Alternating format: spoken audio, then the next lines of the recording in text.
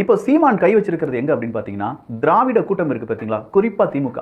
திமுகவினுடைய ஒரு கோர்னு ஒன்று இருக்கும் பாத்தீங்களா, அங்க கை வச்சிருக்காரு.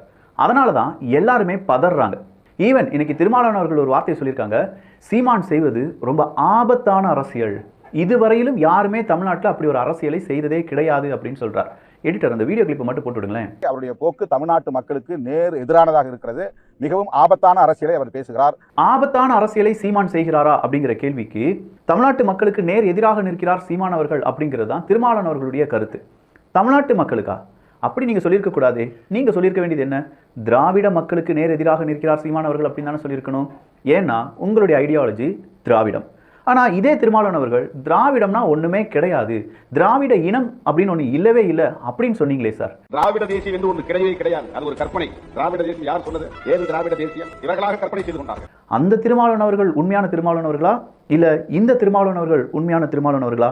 முதல்வன் படத்துல அந்த ஒரு கொக்கி போட்டில் இருக்கிற மாதிரி இருக்கும்ல, அந்த ட்ரோலை வைங்க எடிட்டர். திராவிட தேசியம் என்பது ஒரு கற்பனை.